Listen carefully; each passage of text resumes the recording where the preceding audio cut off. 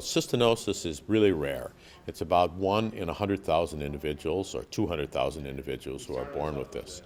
And it's what we call a lysosomal storage disease. And so what that means is that inside the cell we have lysosomes, which are compartments, and the job of that compartment, the lysosome, is to break down large molecules into small molecules.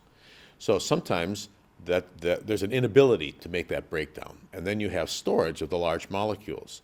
In this case, we're able to break down the large molecules, particularly protein, into a substance called cystine, but the cystine can't get out of the lysosome. And because it can't get out, it's stored inside and forms crystals. And that destroys different tissues of the body, starting in infancy. And the first one that's destroyed is the kidney, and then other parts of the body are destroyed.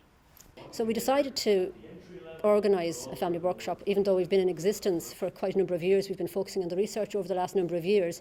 In the last couple of years, a lot of new families have been diagnosed, and we felt that a family workshop like this, where we could gather everyone together, and for me as well, it's for about remotivating you back into your life with cystinosis. You know, it gets very hard to be doing the medications all the time, up every 6 hours, up at night, eye drops constantly. All of these things. It becomes a drudge. We wanted to give the new families an opportunity in a very relaxed way, because some of them have been fairly recently diagnosed. And we've also, over the last 15 years, I suppose, built up a bit of knowledge and a few tips as well.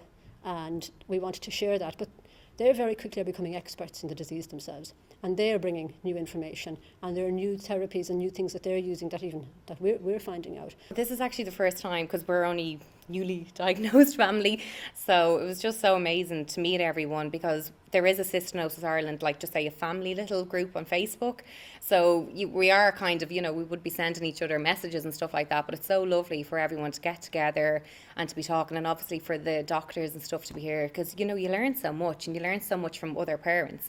We found out our middle son Cody was diagnosed with cystinosis 4 months ago.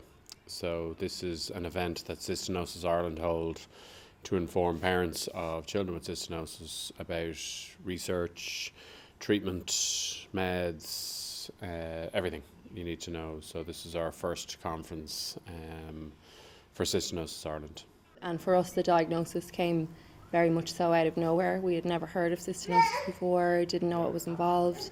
So this is incredible for us to be here, to have the support of all the other families and find out how they're dealing, and that there is a future and that there is kind of hope for us, because initially when we found out, it was just devastating for us. So to see the other kids here and that they are, doing so well, and that their parents are so positive, it's fantastic for us. It's incremental steps, so unfortunately science does move at a slow pace, but you have to be hopeful. So like a cure is around the corner. We've got all these new gene editing techniques, and even in terms of, I love the amount of research being done to actually just improve quality of life. So there's a lot of problems with vomiting, as was discussed in a workshop earlier on, and so there's people actually trying to develop these drugs that deal with not only the side effects, like just the actual side effects of the drugs themselves, to improve their quality of life. So I think it's like you have to be very, very hopeful, and it is incremental advances, but we're there, we're on the way. Researchers working in isolation can't really succeed. This is an opportunity to meet parents, meet patients, meet researchers working in the field. But most importantly, the chance to really interact with the patients, because that just inspires me to do this work. Because it's a rare disease, there are very few patients. There are some in the United States. I've met some of them. I've met in Europe, and this is my chance to meet them in Ireland.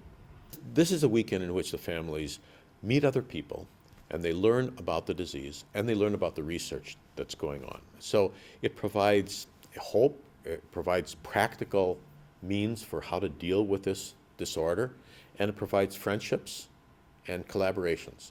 So it's very important for the families.